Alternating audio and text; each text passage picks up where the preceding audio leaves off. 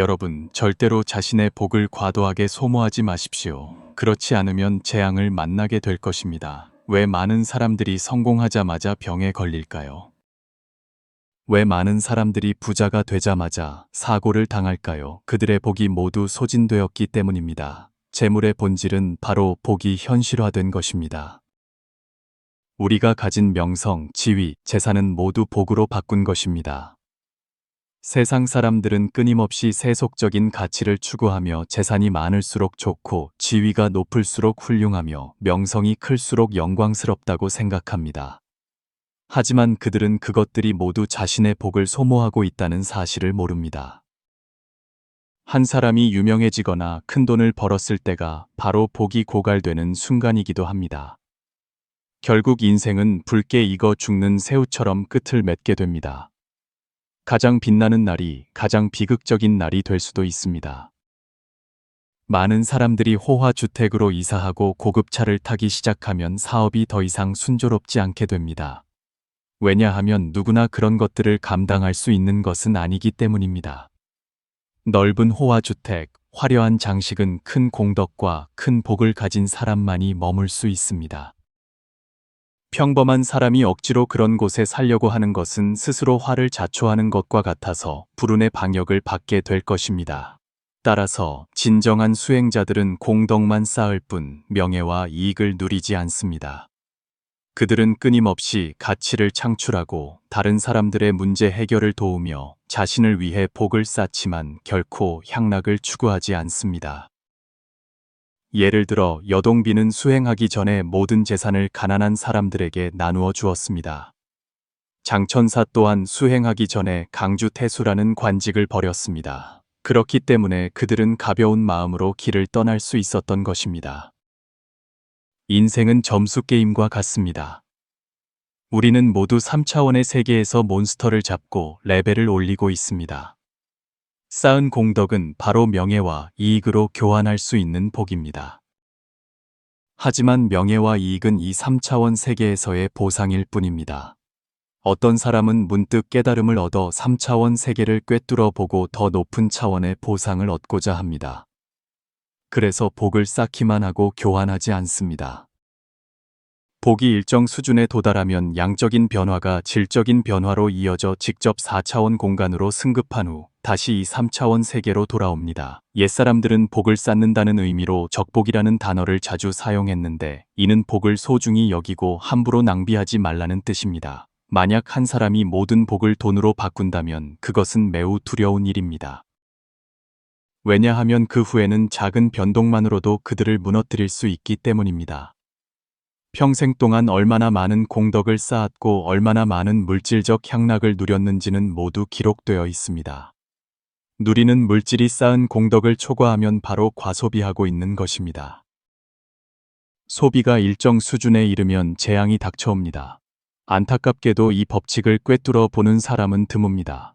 인생에서 가장 중요한 것은 공덕과 복을 쌓는 것이며 동시에 명예와 이익이 자신의 복을 절대 넘어서지 않도록 하는 원칙을 지켜야 합니다. 그렇지 않으면 덕이 지위에 미치지 못하여 재앙을 만나게 될 것입니다. 한 사람이 복을 다 소모하기 전에 다음과 같은 8가지 징후가 나타납니다. 만약 당신이 그중 하나라도 겪고 있다면 반드시 제때 멈추고 조심해야 합니다. 이 영상은 당신에게 매우 중요합니다. 좋아요를 누르고 저장해두고 자주 열어보며 자신을 일깨우십시오. 계속 공유해주세요. 첫째, 심신이 불안합니다. 항상 초조하고 많은 어려움을 겪으며 일이 순조롭지 않다고 느낀다면 그것은 사실 당신의 복이 곧 고갈될 것이라는 경고입니다. 자신을 반성하기 시작하십시오. 마음이 평온해져야만 많은 것을 내려놓을 수 있고 자신을 함정에 빠뜨리지 않을 수 있습니다. 둘째, 나쁜 습관에 물들고 욕망에 빠집니다. 일단 사람이 나쁜 습관에 빠져 복을 소모하는 일을 좋아하고 향락에 탐닉하게 되면 태어날 때부터 큰 복을 가지고 태어났더라도 그 소모를 감당할 수 없습니다. 사람마다 각자의 습관과 원칙이 있습니다. 하지만 그것이 좋은 습관인지 되돌아볼 필요가 있습니다. 나쁜 습관에 물들었다면 자신과 다른 사람을 해치게 될 것입니다. 셋째, 탐욕이 너무 많습니다. 세상 사람들은 돈을 탐하고 색을 탐하며 권력을 탐합니다. 사람이 만족하지 못하는 것은 뱀이 코끼리를 삼키려는 것과 같다는 말이 있습니다. 탐욕스러운 사람은 덕이 줄어들고 복이 없어집니다. 탐할수록 더 많이 잃습니다. 물질적 욕망을 만족시키기 위해 정신없이 쫓다 보면 복은 점차 소모됩니다. 만족할 줄 모를수록 더 고통스러워집니다. 복도 그로 인해 점점 줄어듭니다. 이 세상에서 악행을 저지르는 대부분의 사람들은 탐욕에서 시작됩니다. 넷째, 자신을 반성할 줄 모르고 항상 원망합니다. 행운이 오기 전에 사람은 선한 생각으로 가득 찬 내면을 가져야 하고 자주 잘못을 반성하며 행동을 수정해야 합니다. 그래야만 미래의 행운을 맞이할 수 있습니다. 다섯째, 부정적이고 게으르며 매일 한숨 쉬고 신세 한탄하며 누구를 봐도 눈에 거슬리고 성질은 점점 급해지고 거만해지며 다른 사람을 무시합니다.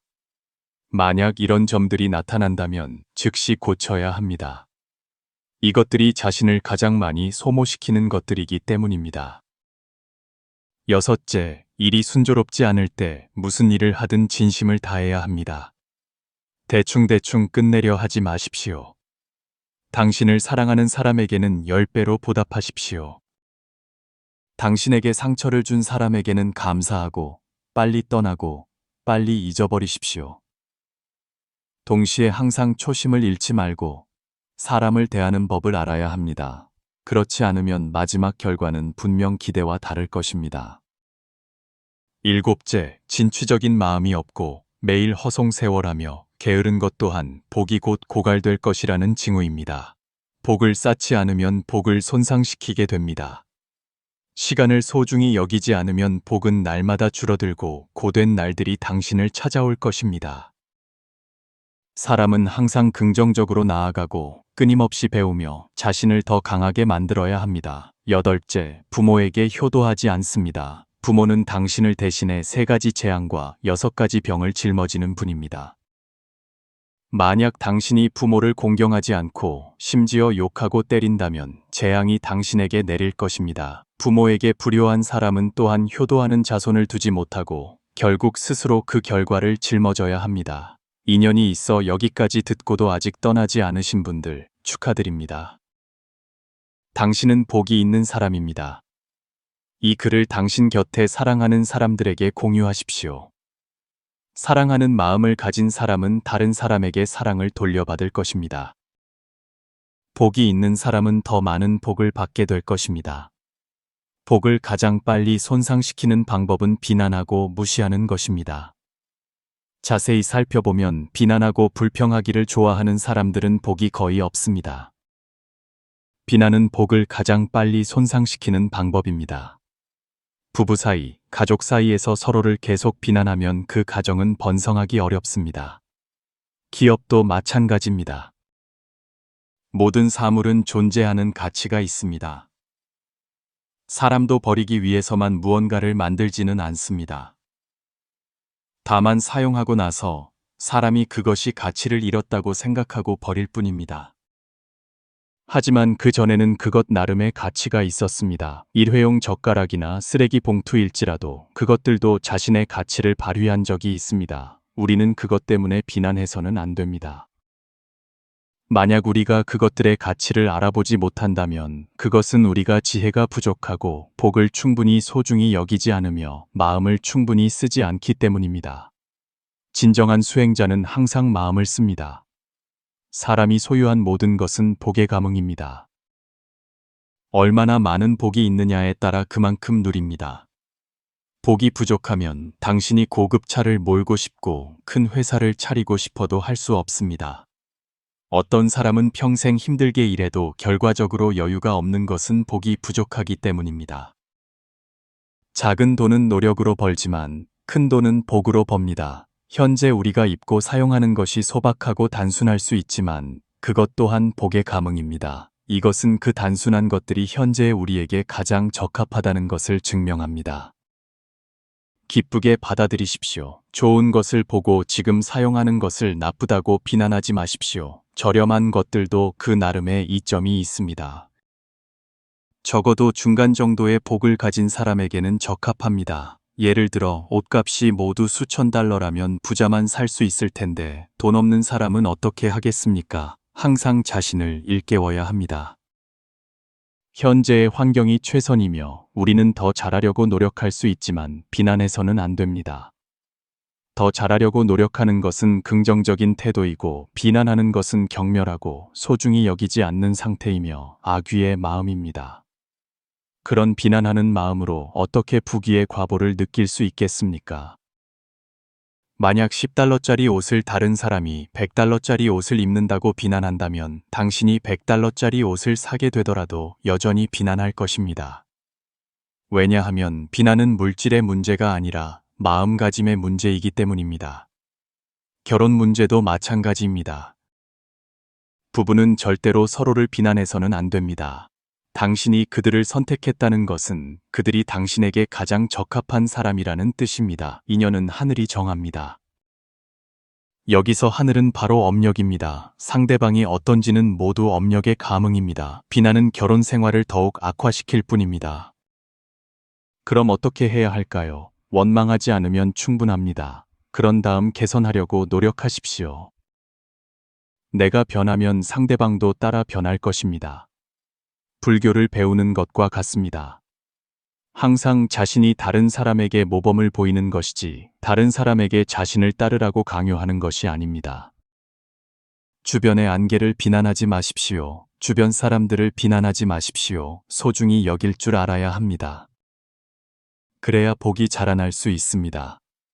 나의 복이 늘어나면 주변 환경도 자연스럽게 변할 것입니다. 신체의 의복은 마음의 정보인 복에 따라 변합니다.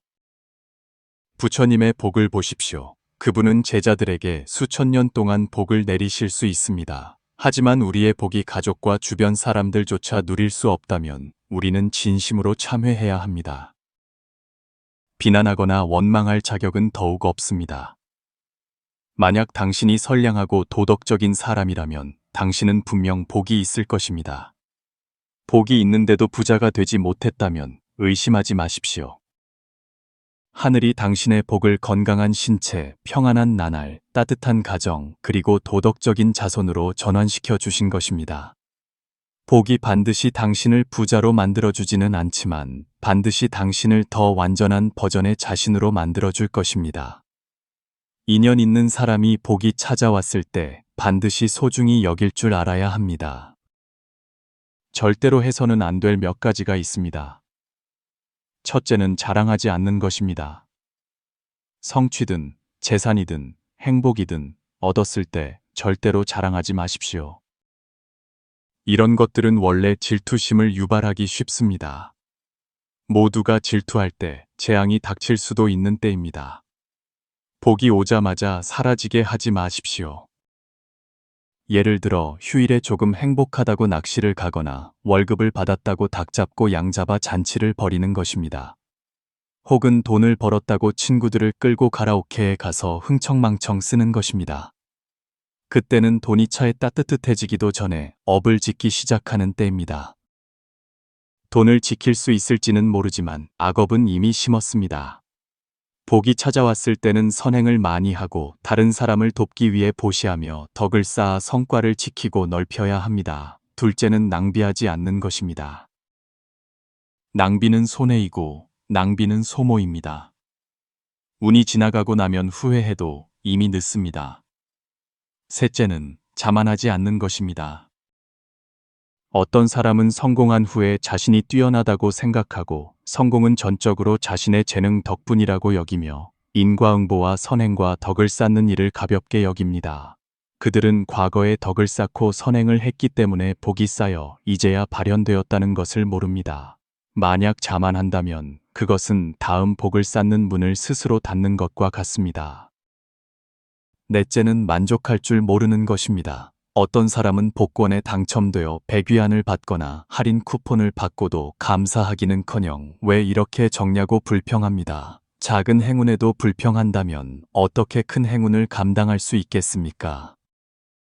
더욱이 작은 행운이 왔을 때 비난한다면 당신은 그것에 걸맞지 않으며 복은 떠나갈 것입니다. 사기 회음 후열전에는 하늘이 내린 복을 그 사람이 거절하니 결국 스스로 화를 자초했다고 쓰여 있습니다.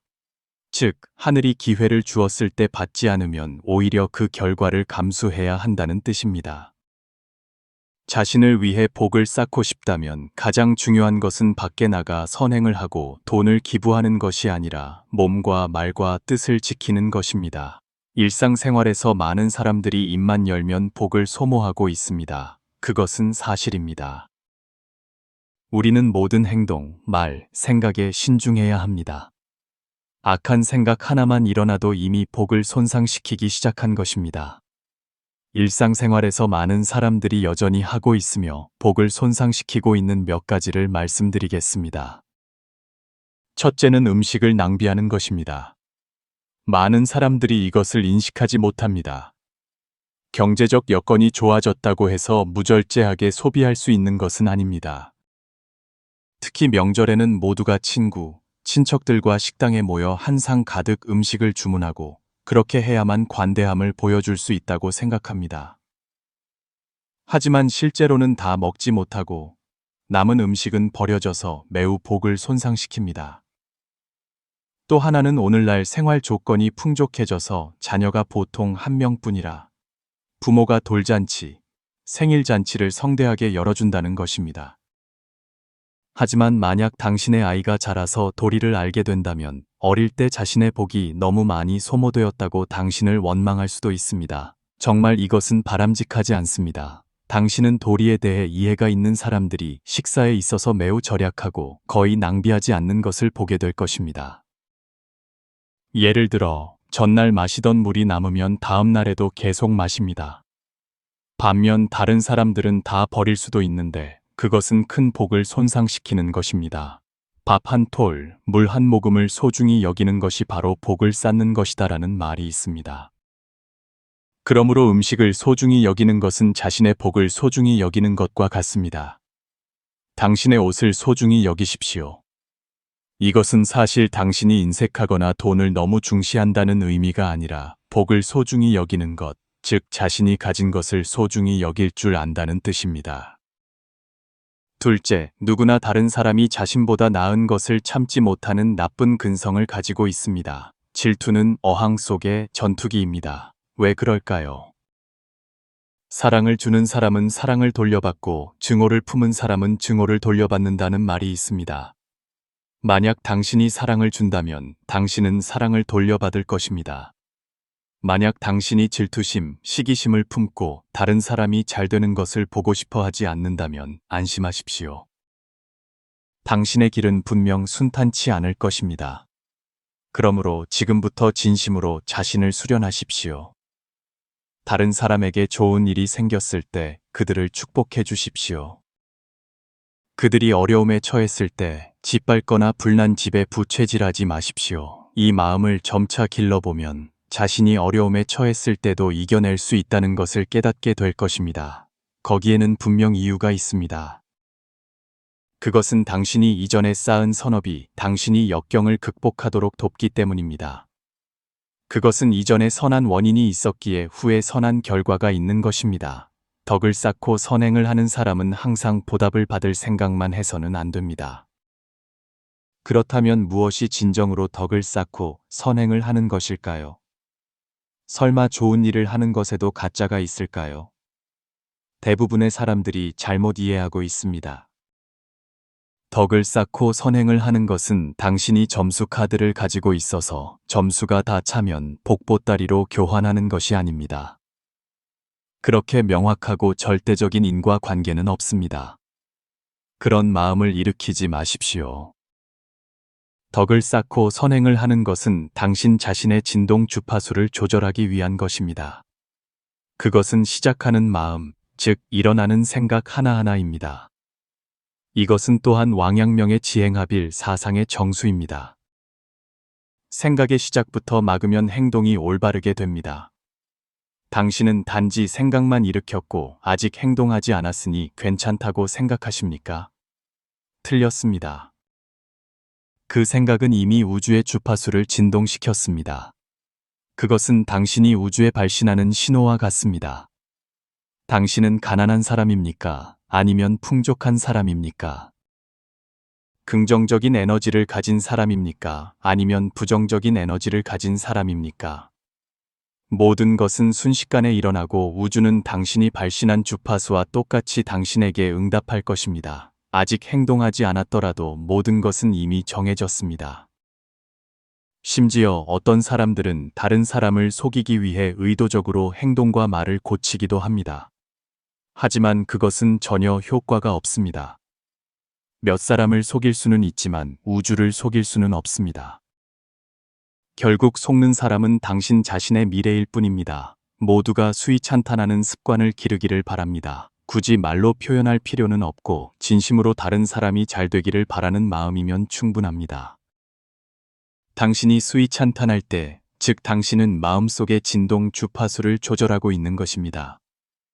당신이 진심으로 축복하고 낯선 사람의 용기, 지혜, 풍요로움을 질투심, 원한, 원망 없이 기뻐할 수 있을 때 바로 그 에너지가 당신의 운명에 영향을 미치고 있는 것입니다. 하늘에게 보여주기 위해 행동하는 것이 아니며 하늘이 당신에게 점수를 더해주는 것도 아닙니다. 당신이 마주하고 있는 것은 바로 당신 자신의 내면입니다. 당신은 진실한 마음으로 세상을 대하고 있습니까? 매일 경을 외고 염주를 돌리지만 길에 나서자마자 길 잃은 개를 걷어찬다면 당신이 염주를 돌려 불이 날 지경이라도 아무 소용이 없습니다. 세상은 투명합니다. 당신은 어떻게 살고 있습니까? 어떤 삶을 원하십니까? 사실 그것은 이미 당신의 마음속에서 명확하게 드러나 있습니다. 속담에 복 있는 사람은 서두를 필요 없고 복 없는 사람은 애가 타도록 달려간다는 말이 있습니다. 그럼 어떻게 복을 쌓을 수 있을까요? 첫 번째는 부모에게 효도하는 것입니다. 100가지 선행 중에 효가 으뜸입니다. 효도는 치유를 위한 첫 번째 약이며 인간 세상에서 가장 큰 복덕입니다. 부처님께서는 평생 말씀과 행동에서 효를 떠나지 않으셨습니다. 도를 이룬 후 8달 동안 자신을 품어주신 어머니의 은혜에 보답하기 위해 도리천에 올라가 어머니를 위해 지장경을 설하셨습니다. 그 지장경의 내용은 효의 정신으로 가득 차 있습니다. 불교의 많은 고승들은 부모에게 효도하고 스승을 공경하는 것의 중요성을 강조하며 그것을 수행의 근본으로 삼았습니다. 효도가 얼마나 중요한지 알 수 있습니다. 두 번째는 항상 공경하는 마음을 가지는 것입니다. 법, 불법은 모두 공경하는 마음에서 생겨납니다. 한 부분의 공경은 한 부분의 이익을 얻고 10부분의 공경은 10부분의 이익을 얻습니다. 사람이든 일이든 물건이든 모두 공경하는 마음을 가져야 합니다. 좋은 사람, 선한 사람에게는 자주 가까이 하여 배우고 이익을 얻어야 합니다. 나쁜 사람, 악한 사람에게는 공경하되 멀리하고 그들을 제불보살의 화신으로 여겨 자신을 가르치고 잘못을 저지르지 않도록 돕는다고 생각해야 합니다. 그것이 바로 경이원지, 즉 존경하되 거리를 두는 것입니다. 보는 방식에서의 공경은 바로 자신을 수양하기 위해 최선을 다하고 모든 일을 완벽하게 하여 후회를 남기지 않는 것입니다. 물질에 대해서는 공경하는 마음을 가져야 하는데, 즉 소중히 여기고 아끼며 조심스럽게 사용하고 절약할 줄 아는 것입니다. 무술을 연마하는 것은 바로 자신을 수련하는 것입니다. 세 번째, 사음을 경계하십시오. 사음은 도의를 가로막고 복을 소모하며 가정을 파괴합니다. 어찌 한순간의 욕망 때문에 평생의 행복을 맞바꿀 수 있겠습니까? 하물며 시작도 끝도 없는 사막도에서 고통스러운 과보를 받아야 합니다. 네 번째, 근검절약하십시오. 어떤 사람은 부유하여 집에 돈이 가득해도 낭비하고 사치하며 절약할 줄 몰라 결국 가난하고 비참한 지경에 빠집니다. 주무왕은 일찍이 주나라 천자처럼 극도로 사치스럽게 살며 천하의 재물을 사용하여 자신의 욕망을 채우려 하면 결국 망국을 피할 자가 누가 있겠는가 라고 한탄했습니다. 진시황은 생전에 극도로 사치스러운 능묘를 건설하여 수많은 인력, 물력, 재력을 소모한 결과 진나라는 단 2대 만에 멸망했습니다. 반대로 근면하고 절약하며 사는 사람은 복이 자연스럽게 찾아옵니다. 5번째, 선한 씨앗을 심고 좋은 인연을 맺으십시오. 어떤 사람은 자신과 관련 없는 일에는 절대 관심을 갖지 않고 누구와도 인연을 맺지 않으니 당연히 행운을 바랄 수도 없습니다. 어떤 사람은 조금이라도 힘이 남아 있으면 기꺼이 다른 사람을 돕고 보답을 바라지 않지만 행운은 항상 찾아와 그들이 평안하고 순조롭게 살도록 돕습니다. 복을 얻고 싶다면 먼저 복의 씨앗을 심어야 합니다. 예를 들어, 공익을 위한 선행에 적극적으로 참여하고 열성적으로 다른 사람을 돕는 것입니다. 남을 돕는 사람은 남의 도움을 받습니다. 더 많은 선한 인연을 맺는 것이 바로 복을 닦는 방법입니다. 6번째, 자비희사입니다. 한 사람이 얼마나 많은 복을 가졌는지는 스스로 결정합니다. 아함경에는 본래 명이 짧았던 한 소사미가 자비심을 일으켜 물웅덩이에 갇힌 수많은 개미를 구해주어 수명을 연장했다는 기록이 있습니다. 선한 생각 하나가 죄를 소멸시킬 수 있습니다. 자비심 하나가 공덕을 더할 수 있습니다. 어떤 사람은 주운 물건을 탐하지 않아 복을 받았습니다. 어떤 사람은 부정한 재물을 탐하지 않아 좋은 인연을 맺었습니다. 어떤 사람은 위급한 상황에서 사람을 구해 재난을 피하고 화를 면했습니다. 이처럼 자비심이 있고 희사할 줄 아는 사람에게는 복이 저절로 찾아온다는 것을 알 수 있습니다. 많은 사람들이 자신의 권익이 손해볼까 두려워하고 손해보려 하지 않는 것은 마음의 그릇이 충분히 넓지 않기 때문입니다. 손해를 감수하고 헌신하는 것은 사심없고 진실한 도덕적 행위이며 보답을 바라지 않는 즐거운 나눔입니다. 하지만 보통 우리는 당신은 좋은 사람, 나는 나쁜 사람, 당신이 옳고 나는 틀렸어, 당신은 위대하고 나는 작아. 행복은 당신이 누리고 고통은 내가 짊어질게, 부는 당신에게, 가난은 내가 감수할게 와 같은 태도를 유지합니다. 만약 당신이 다른 사람을 존중하고 항상 다른 사람을 위해 생각할 수 있다면 분명 그들로부터 진정한 신뢰를 얻을 것입니다. 다른 사람의 복이 나보다 크다고 질투할 필요도 없고 그 사람의 복이 어디서 왔는지 따질 필요도 없습니다. 거두고 싶다면 먼저 심어야 합니다. 만약 절약, 희사, 헌신의 씨앗을 심었다면 자연히 복이라는 달콤한 열매를 거둘 것입니다. 만약 당신이 인연이 있어 이 마지막 줄까지 보셨다면 감사드립니다. 오늘 이 영상이 당신에게 도움이 되었다면 좋아요 버튼을 눌러 저에게 알려주시고 답글을 남겨주십시오. 복을 소중히 여기면 곧 복을 누린다고 써주세요. 당신의 평생이 평안하고 행복하며 모든 일이 뜻대로 이루어지기를 바랍니다. 아직 구독하지 않으셨다면 오른쪽 구독 버튼을 눌러 저희와 더 깊은 인연을 맺어주십시오. 수위 찬탄하며 공유하고 선한 지혜를 널리 퍼뜨리면 공덕이 무량합니다.